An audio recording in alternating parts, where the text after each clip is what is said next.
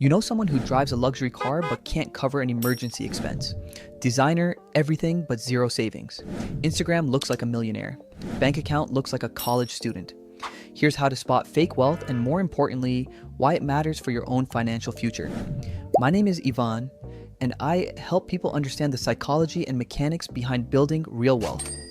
If you're tired of wondering why your bank account never seems to grow despite making decent money, make sure to subscribe to the channel and hit that like button if this video helps you figure out where you have been going wrong. Here's why this matters. Recognizing fake wealth isn't about judging other people. It's about understanding the difference between looking successful and being successful. Because once you see the pattern, you'll stop making the same mistakes yourself. Think of it like learning nutrition. You wouldn't eat cardboard just because it's shaped like a pizza. Same principle applies to money. Looking rich and being rich are completely different recipes, and most people are following the wrong one. Let's start with sign number 1. Their car payment is higher than their rent or mortgage. This is the easiest tell. When someone's driving a $60,000 car but living in a studio apartment that costs $1,200 per month, the math doesn't work. Here's what that means. A car is a depreciating asset. It loses value the second you drive it off the lot. Housing can appreciate. Even if you're renting, you should be prioritizing shelter stability and location over impressing people at stoplights. The truly wealthy follow the 10 to 15% rule. Your car should cost no more than 10 to 15% of your annual income. If you're making $80,000 per year, that's a $12,000 car maximum. Anything above that, and you're funding an image instead of building wealth. Sign number 2, they talk about money constantly, but never about investments. Fake rich people will tell you the price of everything and the value of nothing. Oh, this watch cost $5,000. My shoes are $800. Dinner was $300 per person. But ask them about their portfolio, their savings rate, their net worth, and you get silent or vague answers like, I'm working on some things. Here's the reality. People with actual wealth talk about compound interest, real estate appreciation, index fund allocations, dividend yields, boring stuff that makes money while they sleep. If someone's only financial conversation topic is what they spent money on, they're focused on the wrong metric entirely. Now, here's where it gets interesting. Sign number 3, everything they own has a visible logo. Head to toe branding, Gucci belt, Louis Vuitton bag, Balenciaga shoes, Supreme hoodie. It's like they're wearing a billboard. The fake rich need everyone to know they can afford designer items because the validation is the entire point. Truly wealthy people buy quality over labels. They'll spend money on a perfectly tailored suit with no logo or a handmade leather bag that lasts 20 years. Why? Because they're not trying to prove anything to strangers. They already have the bank account. They don't need the costume. Sign number 4. Their Instagram looks expensive, but their credit card is maxed. This is the social media trap. Luxury vacations every month, designer hauls, champagne brunches, private jets that, if you look closely, are always cropped to hide the fact it's a small charter or a photo set you can rent for $200. Here's what's actually happening. They're funding this lifestyle with credit cards and payment plans. That Bali trip, financed. The designer bag, 3 installments of $400. The bottle service at the club, put it on the card and worry about it later. Real wealth doesn't require documentation. Fake wealth requires constant proof because without the post, the illusion collapses. Let me make this concrete. Sign number 5. They have no emergency fund but plenty of luxury items. Ask the fake rich what they'd do if their car needed a $3,000 repair or if they lost their job tomorrow. The answer is usually panic or creative financing. Meanwhile, their closet is full of $1,000 jackets and limited edition sneakers. This is backwards wealth building. The truly wealthy prioritize liquidity first. They maintain 6 months of expenses in cash. They have multiple streams of income. They could handle a $10,000 emergency without blinking because they built the foundation before they bought the toys. Fake rich people skip the foundation and go straight to the penthouse. Then they wonder why everything collapses. Quick sanity check. You might be thinking, but what if they're just good at making money? Here's the test. Net worth versus net image. Real wealth shows up on a balance sheet. Fake wealth shows up on a feed. If someone has a $2 million net worth, they might drive a Honda and live modestly because they're focused on preserving and growing that wealth. If someone has $50,000 in assets but $300,000 in liabilities, they need the luxury car and the designer wardrobe to distract from the fact that they're technically broke. Let's shift gears. Sign number 6. They lease everything instead of owning anything. Leased car, rented apartment in an expensive area, designer clothes bought on payment plans, even their watch might be rented from a luxury subscription service. Here's the problem. Leasing keeps you in a permanent payment cycle. You never build equity. You never own anything. You're just renting the appearance of wealth. The truly rich buy assets that appreciate or at least hold value. They'll buy a car outright and drive it for 10 years.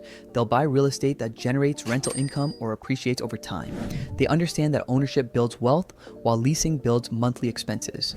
Sign number 7. They can't explain how they actually make money. This is a big one.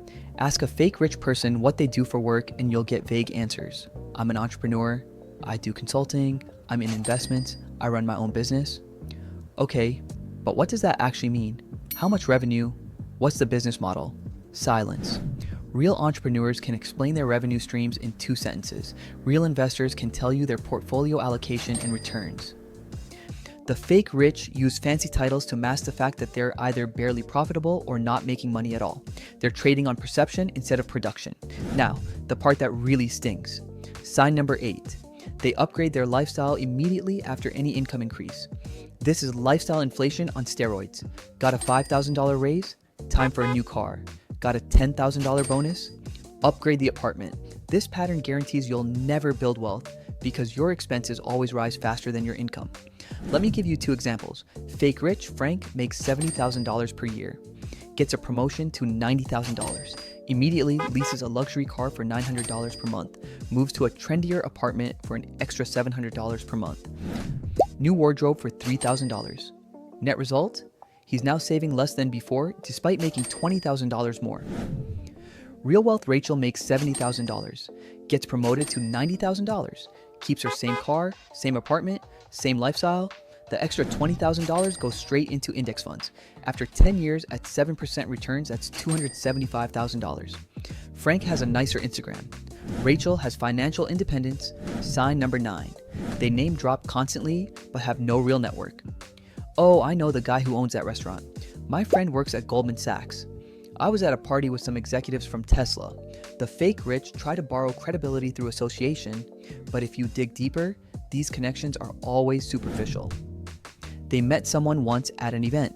They follow someone on social media. They were in the same room as someone important. Real wealth comes from actual relationships built on mutual value. The truly wealthy don't name drop because they don't need to. Their network shows up in opportunities, in partnerships, in deals that happen behind the scenes, not in casual conversation designed to impress strangers. Here's the final sign, and it's the most important. Sign number 10. They're always one emergency away from financial collapse. This is the ultimate tell. Fake rich people live on the edge. One missed paycheck and they can't make rent. One unexpected expense and they're borrowing money. One market downturn and they're selling assets at a loss to cover basic living expenses. Why? Because they allocated everything to image and nothing to security. The truly wealthy sleep well at night because they have margins. They have buffers. They could lose their job tomorrow and be fined for a year. They could have a medical emergency and cover it without debt. This is the difference between a high-income poor person and actual wealth. 2 numbers matter here. First number, the fake wealth premium. Add up what you spend monthly on pure status. Car payment above what a reliable used car costs. Rent above what a decent place costs. Designer items, dining out for appearances, luxury subscriptions you barely use. For most fake rich people, this number is between $1,000 and $3,000 per month. Second number, the real wealth alternative. Take that monthly status spending. Invest it in a simple S&P 500 index fund at 7% annual return. Over 30 years, $1,000 per month becomes $1.2 million. $3,000 per month becomes $3.6 million. That's the cost of looking rich instead of being rich.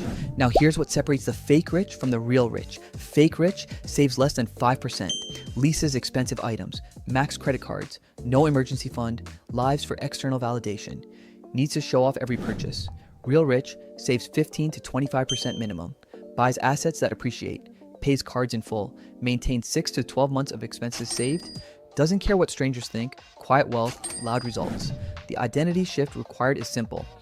Stop trying to look successful and start being successful. Stop funding other people's perception and start funding your own freedom. Every dollar you spend on appearances is a dollar that can't compound. Every monthly payment you take on is a chain that keeps you dependent on your next paycheck. Real wealth whispers, fake wealth screams, and the people who scream the loudest usually have the least. Here's your next step. Go through your bank statements from last month. Highlight every purchase you made primarily for status or to impress other people. Add it up. Multiply by 12. That's your annual fake wealth tax. Now, imagine investing that money instead. Run the numbers at 7% for 20 years. If that number makes you uncomfortable, good. Because that discomfort is the gap between the life you're projecting and the actual wealth you could be building. Choose wisely.